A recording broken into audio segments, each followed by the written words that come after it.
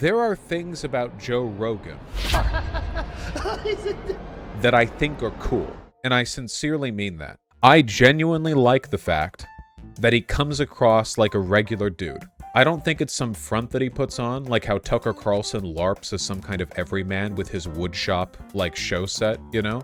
I genuinely believe that Joe Rogan can like Bernie Sanders, have good conversations with Jordan B. Peterson, and agree with, like, COVID denialists, and without any, in his mind, contradiction between the three.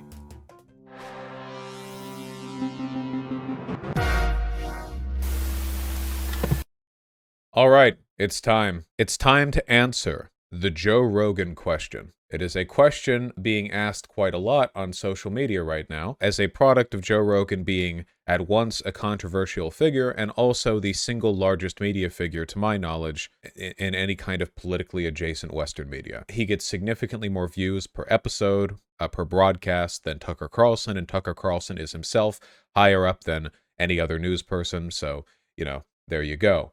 10 million people are getting their politics from Joe Rogan, at minimum, which is absolutely terrifying, for a variety of reasons that I think even a lot of Joe Rogan fans would be able to agree with.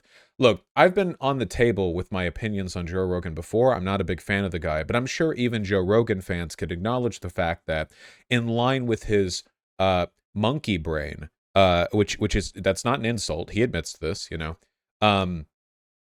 It is a little terrifying that a significant number of people get, or at least heavily inform their opinions from his broadcasts. We can agree to that, right? From now on, I'm talking to the Joe Rogan fans.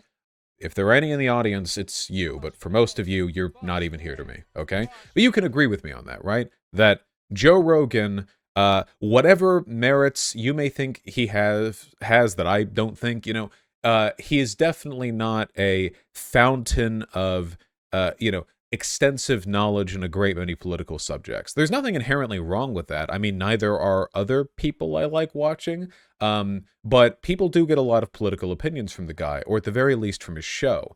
And as a product of the perceived seriousness of his platform, largely because it's so popular, people are canceling the heck out of him right now.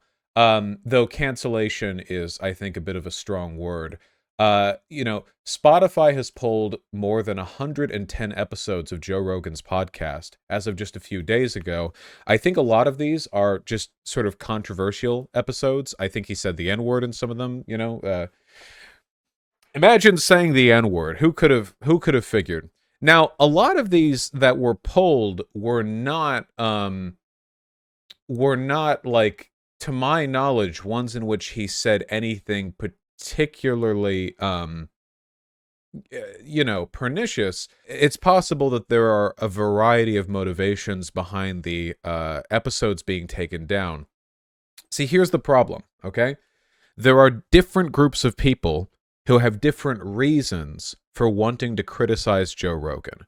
The reason I'm concerned about Joe Rogan, the reason I dislike him, is because I think he has been willfully, negligently irresponsible with the COVID rhetoric, okay? That's the reason why. Now, Spotify does not care about that. Not even remotely, not even slightly. As a corporation with an ideological bias towards only profit, Spotify only cares about sanitizing Joe Rogan in a way which maximizes the money they make from having him on their platform. That's it. But of course, those two desires don't overlap perfectly. For example, over here, Kyle Kalinske is saying that his episode with Joe Rogan was taken down in spite of no racial slurs in the episode. You know, we've passed that bar. Phenomenal. Kyle is saying that this episode contained criticism of Saudi Arabia right as Spotify is happening to expand into the Saudi Arabian market. That this episode deletion might have been a way of, sanitizing the podcast for a censorious regime. Now, I don't know whether or not that's true. I haven't looked into it extensively because I don't care. But it is something that could be true. it is entirely possible that other adjacent reasons for removing episodes of Joe Rogan's podcast that aren't about irresponsibility concerning COVID could be motivating, the episode takedowns. This is one of the reasons why this has exploded into a big discussion about censorship, like censorship and, big tech censoring Joe Rogan, which I'll get to in a bit. I acknowledge this is something which could conceivably be a problem. Again, I haven't seen that episode between Kyle Kalinske and Joe Rogan, so I don't know for sure. The main thing that's happening on social media right now seems to be that people are pointing out that Joe Rogan has had bad takes at points in his life. So let's go through some of those, Why not? Says, okay, take me to this one. And the guy goes, okay. I goes, is that in a good neighborhood? He's like, oh, yeah. Guy barely speaks English. He takes us there. We get out, and we're giggling. Oh, we're going to see Planet of the Apes. We walk into Planet of the Apes. We walked into Africa, dude. We walked in the door, and there was no white people on app. And it says... I don't even know if that was part of his podcast. Just the thing that he said at some point, words said, thoughts had. We, of course, have a compilation of Joe Rogan saying the N-word, which I'm not going to play for YouTube-related reasons. I will say, though, I do actually think this is worse than the N-word stuff, not that I'm biased at all, having said the N-word on stream in the past myself and not thinking I'm a racist, but I think that, this the explicit point of this joke is the whole, him saying black people are apes, bad part of town, blah, blah, blah. As opposed to this, which is, we all have our tactical moments. We've all seen Blazing Saddles. What are you going to do? We have that. Oh, there's the time that Joe had Asuka on to engage in Holocaust denial. Kiss. したことないでしょ? 退屈だからよ. 天国から見てるかもしれないからって。お母さんの命日に女の子とキスするの嫌? Well, Hitler was on all kinds of drugs. Catch new episode. He pushed back against that though, so that's fine, Oh, there was this bit. This was from quite some time ago as well, where a businessman, I think his guest, essentially brags about sexually assaulting women, and he just sort of laughs along with it. I had girls sucking my dick and giving me coke from Chewy. You think I'm fucking kidding you? Fuck yeah, you gotta suck my dick to get up in the belly room. I'll make a call for you. That's the fucking gateway into coming to Hollywood. Everybody knows that. How many girls did you have do that? Oh, 20 of them. I had this little blonde open mic chick dog that used to come up to the Comedy Store with a 20 and just take me up to the belly room and suck my dick, then go do her set. She was tremendous. Wow. She finally freaked out. When she got to Hollywood, bro, she was beautiful. And when she left, she had dirty fucking, her nails were dirty. And then a year later, she wrote me a letter to the Comedy Store. You cocksucker, you broke me. I kept shooting sperm balls in her fucking ear bar. Every time she went down, vaya pa la pinga. It ain't broke. That's not good.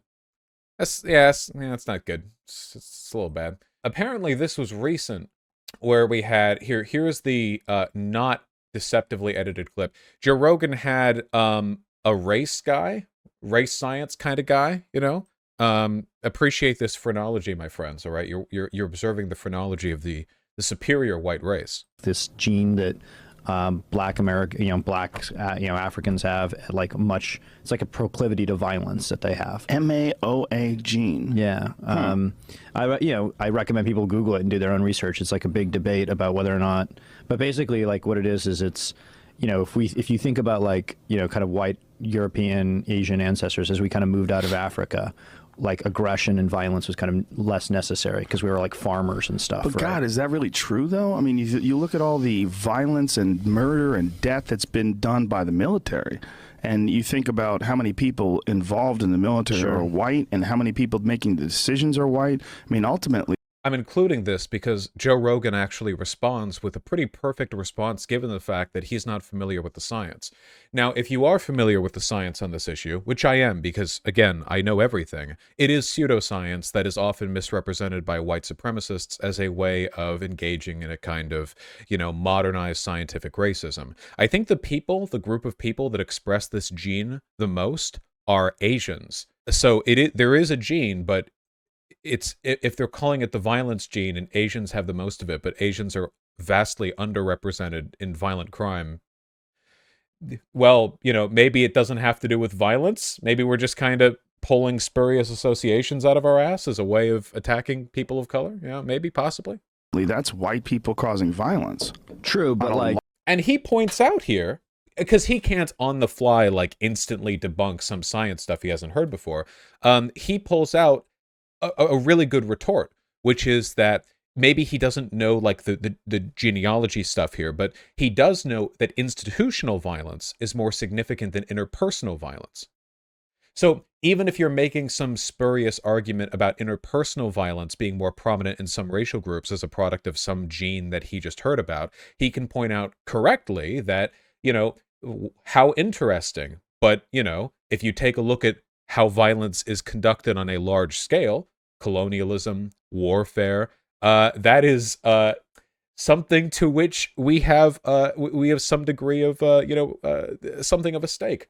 White supremacists will often brag about how good white people are at colonialism. It's like, well, you can't do that and then also say other racial groups are violent. I'm including this because the half clip of that was posted, but I wanted to show that he does push back against it. I wish he pushed back that much against some of the pseudoscience he's had on concerning COVID. Anyway, here's another an instance where he was not as diligent in being anti-racist. Dad's black, mom's white. Standard issue, pretty much. Powerful combination genetic-wise, right? You get the body of the black man, and then you get the mind of the white man all together in some strange combination. That doesn't, by the way, mean that black people don't have brains. It's a different brain. Don't get. If done properly, that could be a pretty funny bit. Like a Voltron type deal. But I actually think the cover up afterwards was worse than the original bit. You know what I mean? Like if he'd only said the first bit, it could have just been like a very stark joke. But then he's like, "Well, I'm not saying anything racist. I'm just saying black people and white people with different brains." It's, well, okay. Well, now I know it wasn't a whole joke. Now I know it was not. Now I know. Now I know it was. You're only exaggerating the bias that you seem to think exists. Stuff like that. So I'm showing you some clips here of Joe Rogan acting in ways that I'm not a huge fan of, and now I'm going to show you something kind of true, and it's from a buddy of the channel, Ben Shapiro. Nobody targeting Joe Rogan right now gives two damns about anything he said in the past. This is all just an opportunity for activists to destroy a guy who doesn't carry water for those with institutional power and whose audience dwarfs their own. It's that simple. And he's essentially correct here.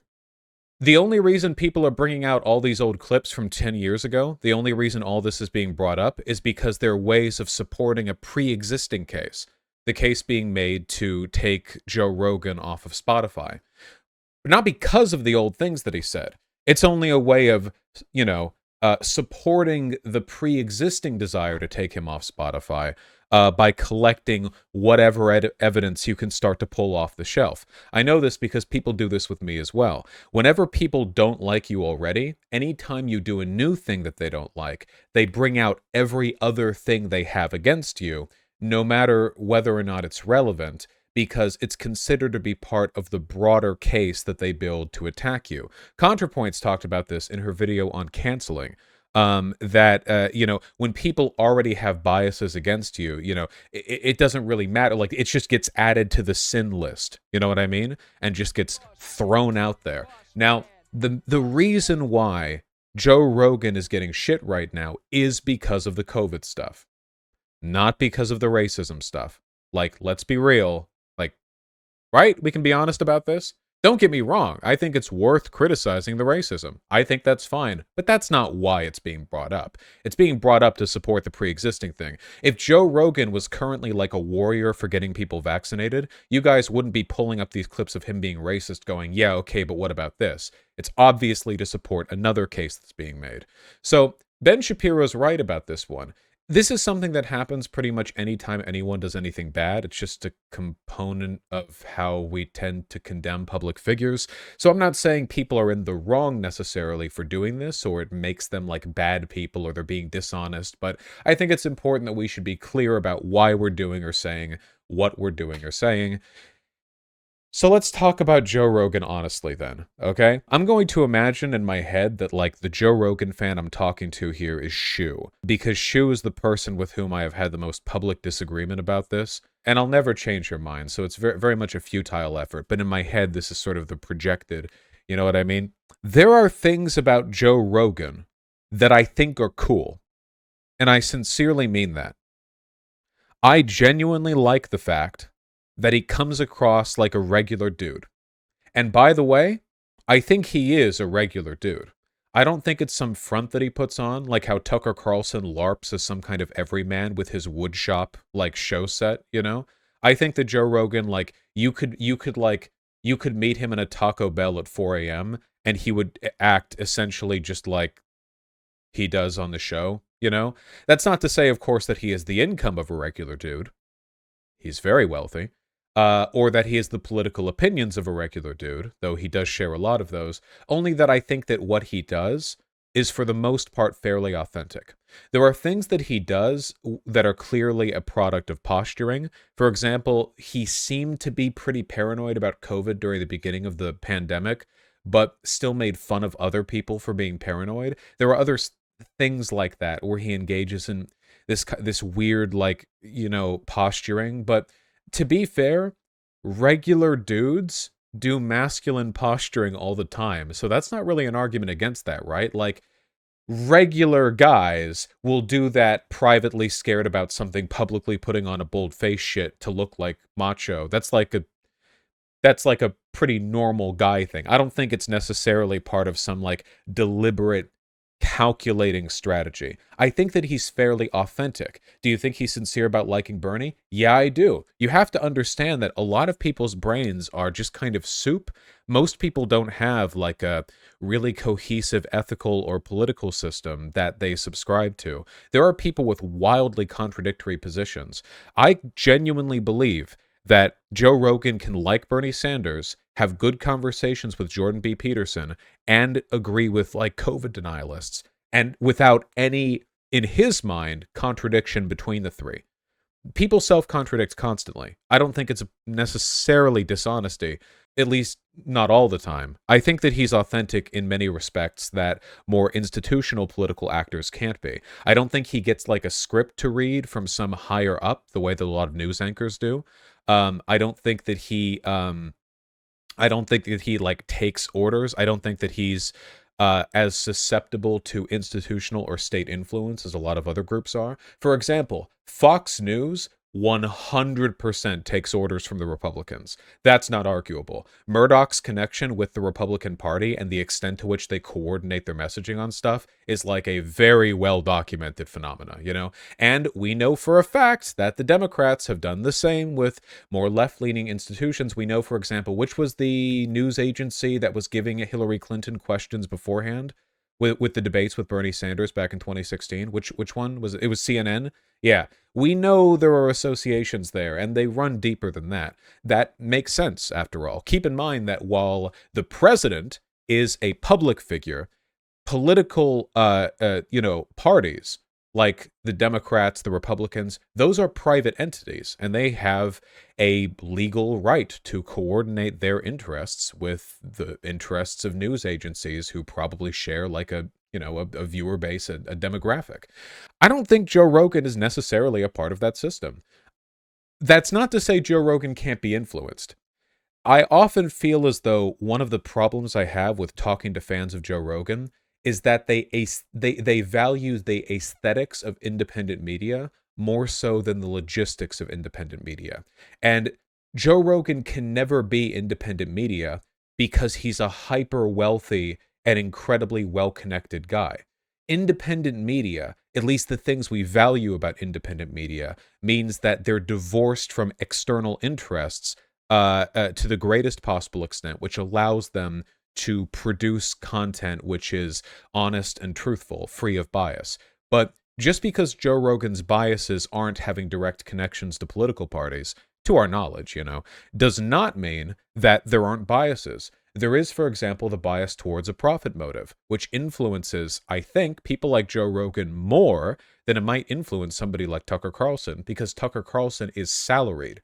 Tucker Carlson is going to make the same amount of money whether or not a particular segment he does on any given day brings in a ton of views. At least I imagine that it wouldn't be affected by quite that much. But Joe Rogan directly owns the platform that he speaks on, meaning that there is a very immediate relationship between the degree to which he's able to draw attention to himself and the money that he makes.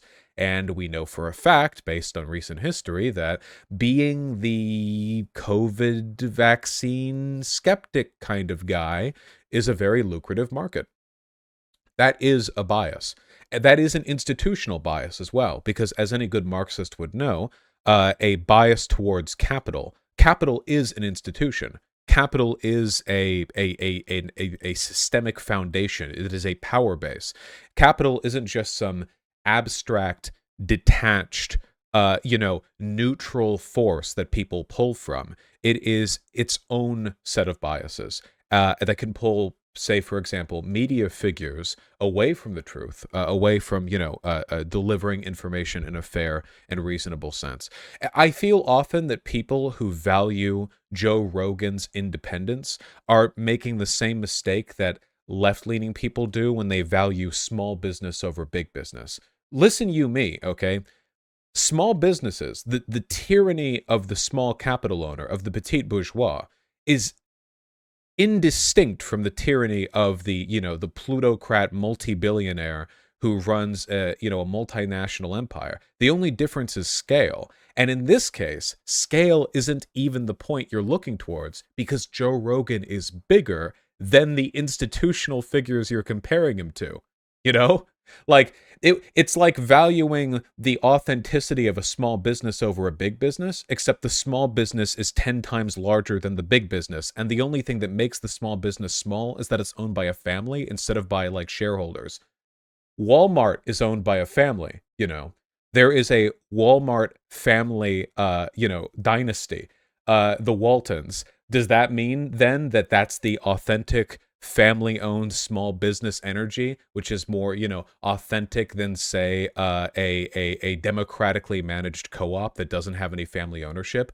Do you value the aesthetic of small business, the aesthetic of, relatability, or do you value the actual facts at hand? Joe Rogan has way more power as an individual than, like, essentially anyone else in media. He has more power as an individual than big tech does. Trust me, in terms of the ability to directly influence people's opinion, okay? Joe Rogan can do more than Twitter. Joe Rogan can do more than Facebook, too, okay? The reason for that isn't because Joe Rogan reaches more people than Facebook or YouTube. Of course, those are ubiquitous platforms, but because Joe Rogan, being a media figure, directly influences people's opinions, whereas Twitter, YouTube, and Facebook can only alter the opinions people are exposed to based on the algorithms that they generate and prioritize. And, hey, those algorithms are going to prioritize Joe Rogan for the most part, because Joe Rogan is really, really popular. There isn't as much of a conflict as people seem to think there is. They frame it as like Joe Rogan versus institutional big tech media. Well, no, they work together. Joe Rogan is popular because of the platforms he's given on big tech. He was given $100 million by Spotify. They're not at war with each other. They exchange hundreds of millions of dollars. They work together. This is not a battle between the two. People frame it like that, but it's not.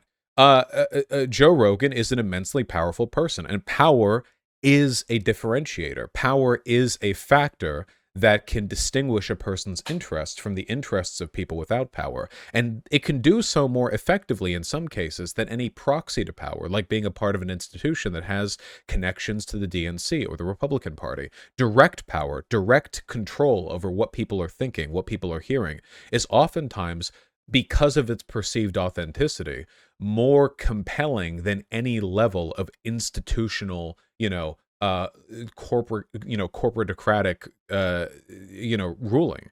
You understand what I'm talking about? I hope you understand what I'm talking about, right? And what Joe Rogan has done with the COVID vaccine stuff is really, really irresponsible. He clearly has a bias. Is the bias a product of deliberate dishonesty because he knows he can make more money? Possibly. Is the bias because he's just legitimately the type of person to fall into conspiratorial thinking? Also possibly. You know, as much as I'd like to call Joe Rogan a grifter, you guys should keep in mind that there are plenty of people who think like Joe Rogan who don't make any money from doing so, right? Like, you don't have to be a grifter. There are people who authentically just fall down that road. It's possible that he was influenced by money. We shouldn't take that out of the equation. He certainly made a lot of money as a product of all of this. In terms of his motivations, I just don't know. So what's to be done about it? The issue is, like, generally the way that people hold people in power to account is you hit them where it hurts. Their sponsors, right? That's kind of the way things go. If you don't like what a news figure is saying, like what they did with Bill O'Reilly before he got axed for raping kids, whatever he did, you complain about him to the sponsors. The sponsors look at his content and go, "Oh, we don't want our products being aired right next to a guy talking about how whatever Bill O'Reilly talked about, he sucked, and then they pull their ads. And as advertisements get pulled, the program becomes less lucrative, and they have a choice to make. Either they change their tune and advertisements flow back in eventually, or they just become less financially relevant and therefore less profitable to the network that hosts them, and thus they get kicked down the chain of available priorities until they'll get axed eventually, And now, that is, to be clear to you guys, okay, not censorship. It's not. That's not censorship.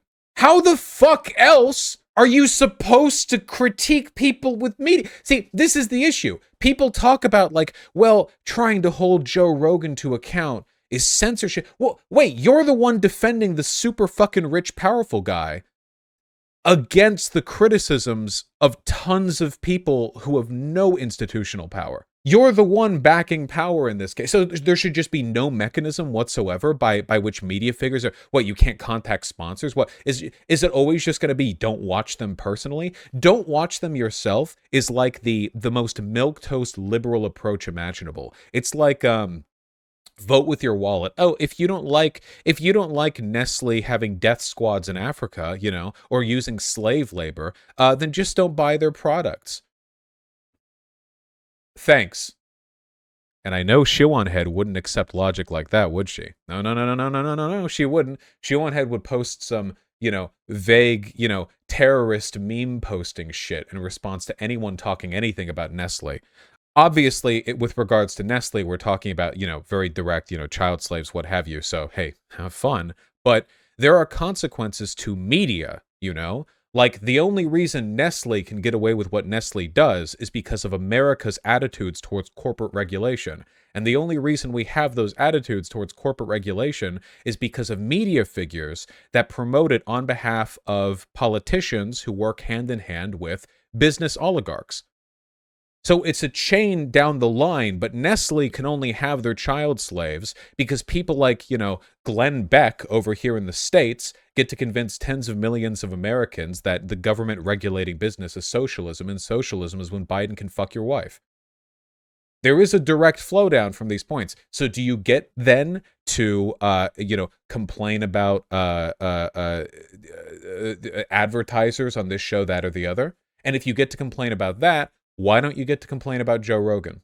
Can nothing be done? How is criticism done exactly? I genuinely want to know. Because so often I hear people it's censorious to criticize Joe Rogan. It's not. Thank you. But what do you do then? I always see the pseudo-lefty retort, if you censor them, you'll be censored next. Anytime there is a platform that exists, there will be metrics for people to be taken off that platform. This isn't this would be like saying yo, arrest that murderer, and someone turns to you and they're like, sure, maybe today the murderer is getting arrested, but what if next they decide to arrest you for eating Cold Stone ice cream? Well, I guess it's over then. I hope that doesn't happen. This is how I feel about this. We're not talking about passing a new Patriot Act law. We're talking about criticizing a massively powerful public figure who, whose words are harmful. I'm not even talking about the specifics of the COVID denialism stuff here, because I'm really more interested in the backlash and the response to the backlash, You can't claim to care about challenging power if your response to incredibly influential media figures being criticized and, challenged is you're censoring them. And if you don't think this is the right way to challenge or criticize them, then what is? Like, how do you affect anything then? Just don't watch it? Just don't listen to it? Okay, then just don't watch Fox News and have no complaints whatsoever as 40 million Americans get convinced that the Build Back Better plan is when Joe Biden pees on your front porch or something. Or AOC is just going to, stick butt plugs in cows so they can't fart for the Green New Deal. Like, sure, whatever. Just never criticize anything ever because anything is censorship.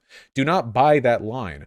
Criticizing Joe Rogan is so far from censorship. He could get banned off every social media platform on earth, then create his own social media platform off of a Russian server infrastructure, and still probably have more viewership than almost any other media figure in the Western world. It's just right, You can't just not I wish I could have a conversation about this with somebody, man. How do I? She will never talk. She will never talk with me about this. She will never. Too averse to confrontation. We've talked to Kyle Kalinske. We did that a week ago. We need to diversify our criticisms. Could have Crystal Ball on or something. Probably not going to happen. I just want to know. I genuinely want to know what people's perspectives on this issue are, because I agree that there is a problem with platforms like Spotify or other social media companies or tech or whatever, having a monopoly over what discourse is acceptable. But that problem is going to exist no matter what right now. And as long as we exist in the system we exist in right now, I don't think an acceptable response is simply to say, just don't ever call for anything to be taken down ever, because that would mean that you're giving big tech the power to take anything down. They already have that power. You're not giving big tech the power to censor people by calling for a show to be taken down. They can already do that whenever they want. They do that whenever they want. They already do that.